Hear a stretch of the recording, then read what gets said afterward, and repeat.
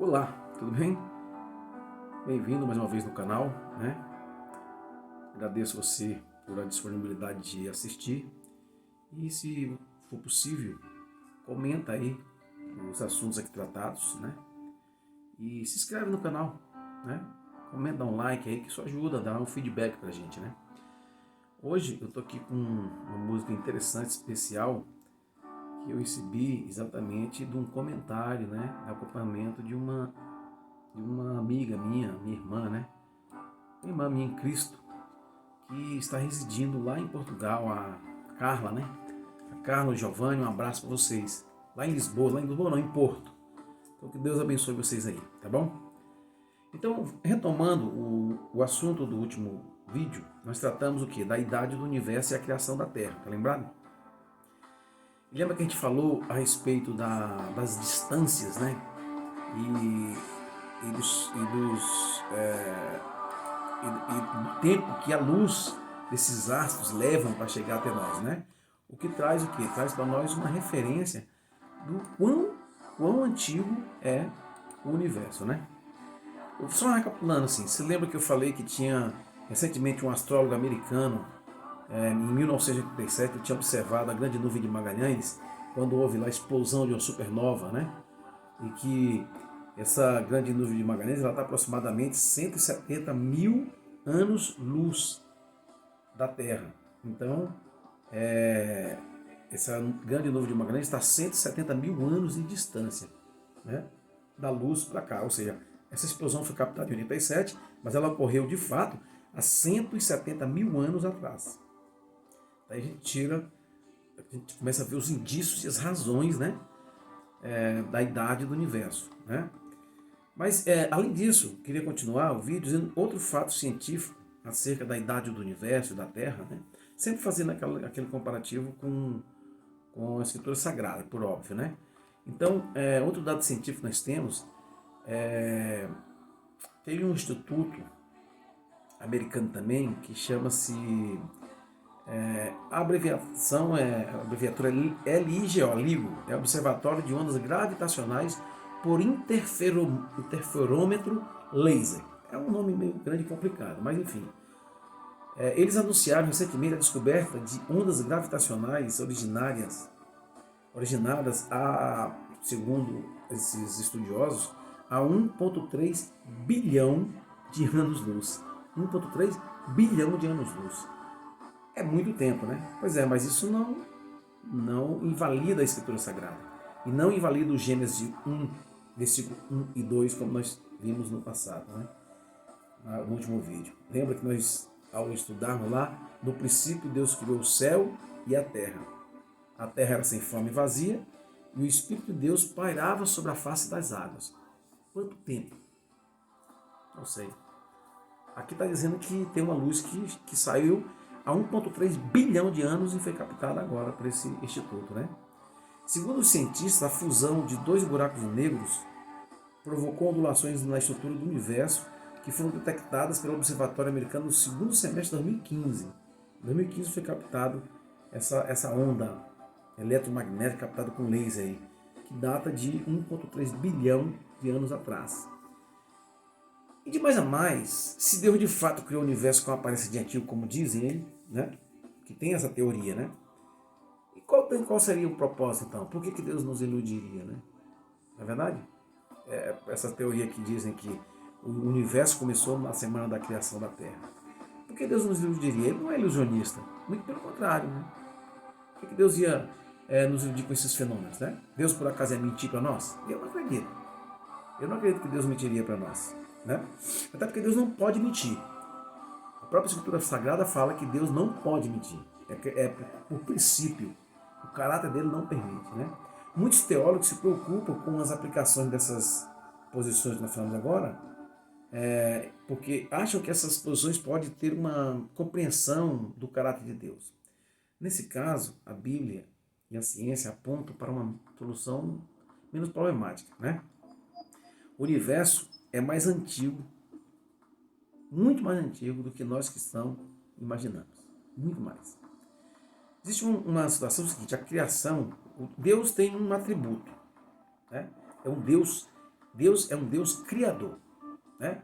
Então Deus vive para criar, ele cria por amor, né? E cria, é uma atividade própria de Deus, né? Mas como Deus cria? Bom, pela própria análise aí da Escritura Sagrada, nós podemos compreender e afirmar que Deus, de tudo que nós já estudamos até agora, que Deus tem uma atividade de criação em dois momentos. Nós vimos que Deus, no princípio, criou o céu e a terra, ele chama a existência a matéria, né? Deus chama a existência a matéria. Como ele faz isso? Bom, eu não sei. Até porque se eu soubesse, eu era Deus. Isso é um segredo, é um mistério de Deus. Como do nada ele chama tudo. Bom, isso é mistério. Talvez um dia, na eternidade, que a gente estiver lá aprendendo com Deus, ele até possa nos dar alguma notícia e alguma forma explicar como é que ele faz isso. Mas ele chama do nada a existência. Ele chama a existência da matéria. Veja que Deus criou o céu e a terra. E a terra era sem forma e vazia. Então aqui tinha rochas e água. Ou seja, a matéria, os elementos já estavam aqui, né? Mas quem criou foi ele. E depois ele vem e formata a terra. Na semana da criação ele dá forma, né? Estava sem forma e ele dá forma. Então ele separa o seco do molhado, o céu do chão, o mar da terra. Aí ele planta plantas, árvores, ramas, folhas. E depois ele cria animais, insetos, pássaros. E por fim ele cria o homem. Então a gente verifica que tem dois momentos da criação, né? Entretanto, um texto bíblico parece às vezes se contradizer, né? Frontalmente a ideia da criação em dois momentos. Parece. Analisemos. Vamos analisar o que diz aqui. Deixa eu dar só um instantinho. Vamos analisar aqui o texto bíblico que se refere à questão da criação, né? Então vamos lá. Só um instantinho.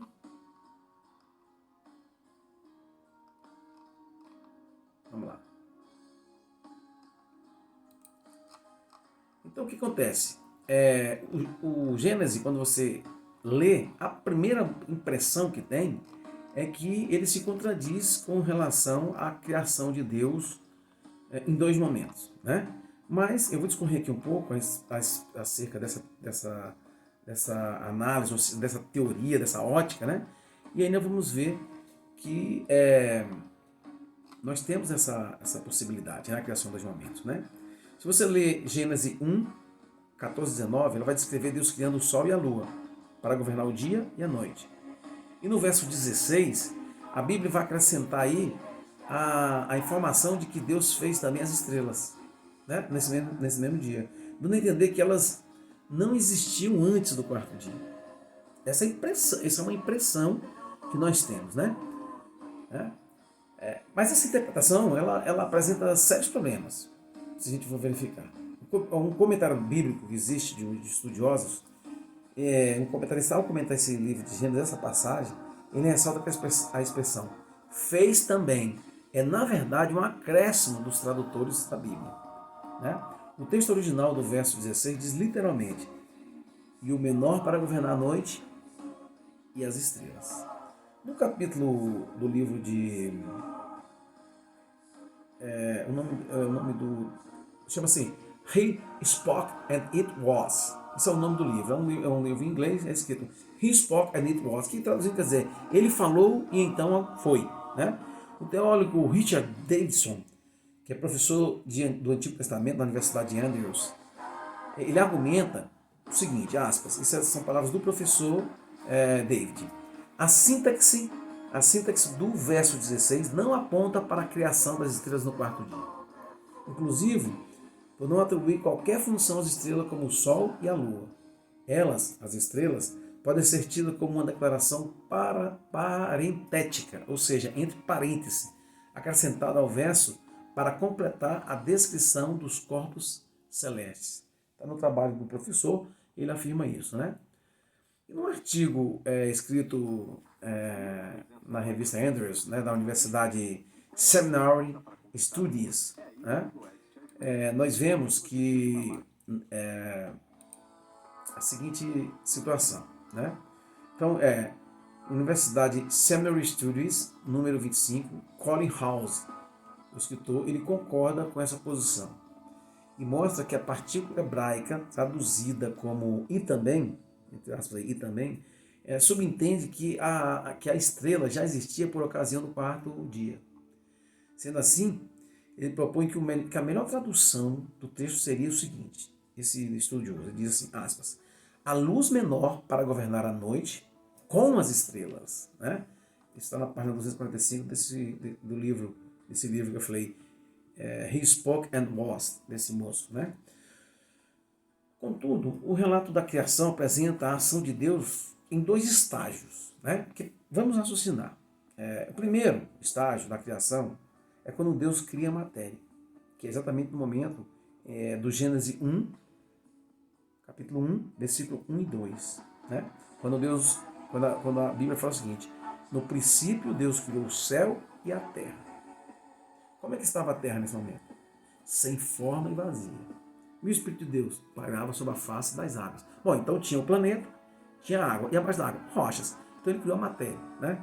Isso eu acho que já ficou tranquilo de compreender. Ele criou a matéria. No primeiro momento, ele criou a matéria. E no segundo momento, ele dá uma forma a essa matéria. Né? E traz existência o quê? Seres viventes. Você vê lá em Gênesis 1, 3, 31, Deus, depois de formar a matéria, né? Dos átomos, dos elementos que ele criou, ele vai formar então os seres viventes. Que aí nós estamos falando de plantas e de animais e por fim o homem, né? Richard Davidson, ele argumenta que essa estratégia não é estranha ao Criador, né? Por ocasião da criação do homem, Deus usou o quê? Deus criou o homem a partir do quê? Segundo a Bíblia, do pó. Não é isso? Deus falou que a Bíblia diz que Deus criou o homem do pó da terra. Isso é a matéria pré-criada. Já existia o pó, já existia a terra. Então Deus vai formar o homem dessa matéria pré-criada. E para dar forma a Adão, ele faz o quê? Ele sopra fôlego de vida nesse boneco, né? Nesse novo ser que ele está criando do pó, a partir da pré-existência da matéria, ou da matéria pré-existente. Né? E como foi que ele criou Eva? Da Eva ele tirou da costela de Adão. Ou seja, Deus, nesses casos, é retratado como o oleiro, o arquiteto, que faz uso do quê? De uma matéria pré-existente para modelar a obra que ele tem em mente. Mas ele não só modela a matéria, ele também cria a matéria. Ele cria a matéria e depois ele modela a sua obra de arte, digamos assim. Vamos fazer essa metáfora, né? Esse processo criativo, em duas etapas, é mencionado em diversos momentos na Escritura.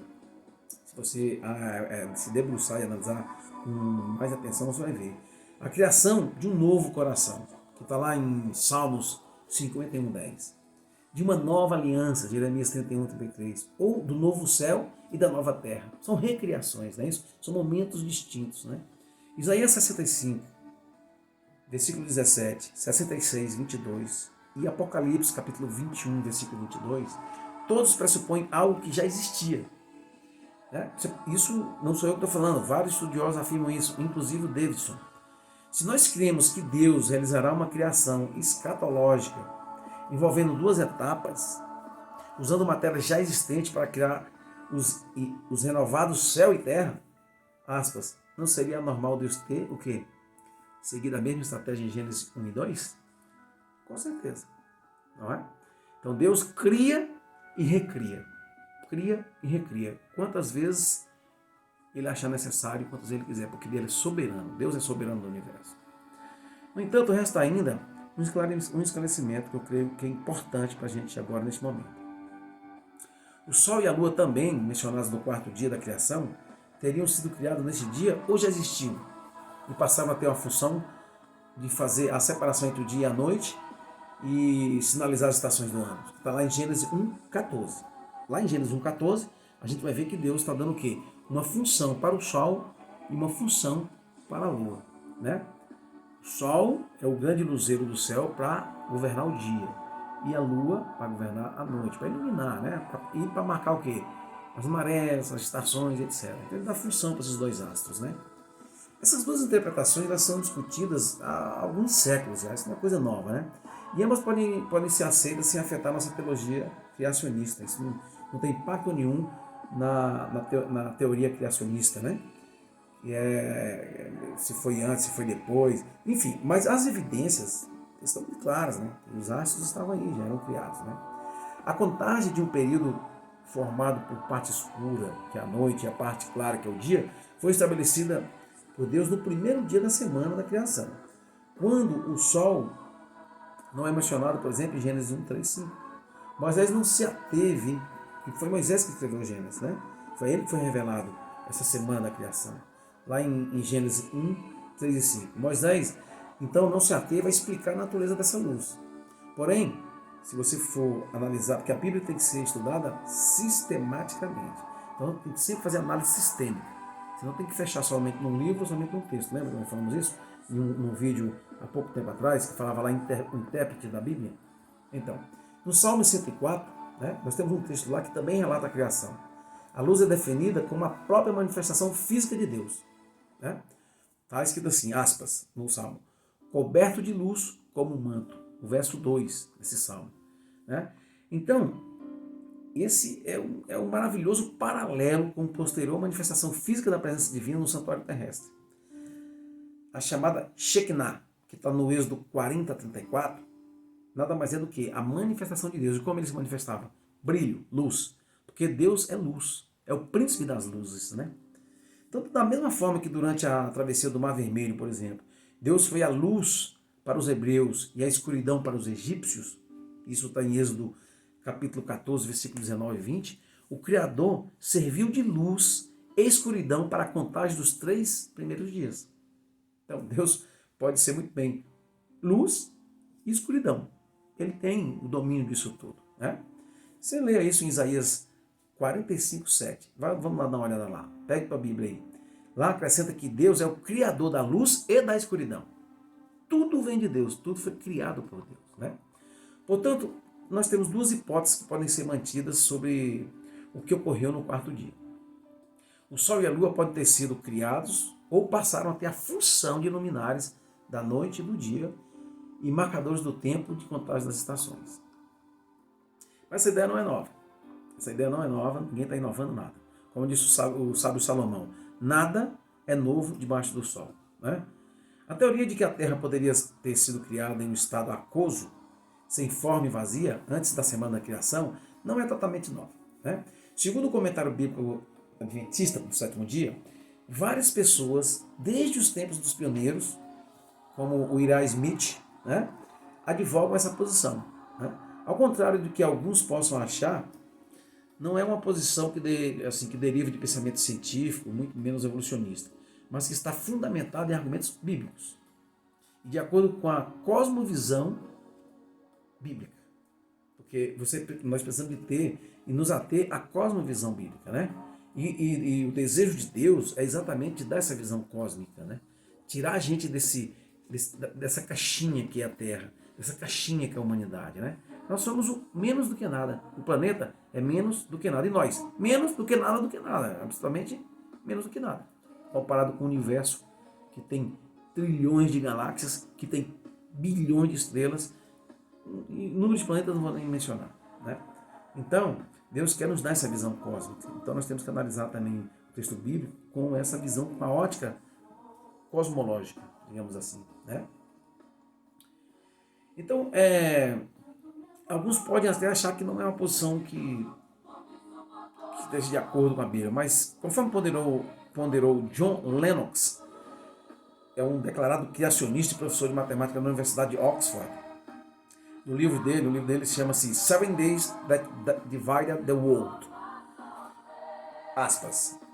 É logicamente possível crer nos dias de Gênesis como 24 horas ou uma semana terrestre e crer que o universo é antigo. Isso não tem nada a ver com a ciência. Tem a ver com o que o texto está de fato dizendo. Vale a gente destacar que dizer que o universo é antigo não significa endossar as datações geológicas de milhões de anos datadas pelos evolucionistas. Essa é outra questão que pode ser discutida em outra ocasião. Né? Crer que as camadas geológicas e fósseis ali contidas datam de milhões de anos enfrenta vários obstáculos na Bíblia e compromete toda a teologia bíblica. No entanto, o conceito de que o universo é muito mais antigo e que a vida na Terra está em pleno acordo com a Escritura, sim. Isso nos mostra que a ciência e a religião, quando bem fundamentadas, podem andar de mão dadas. Uma não anula a outra, nenhuma contradiz a outra. Né? O universo é antigo, o planeta é antigo, mas a vida aqui está entre, eu creio, pelo que eu já estudei, 6.000 anos. Né?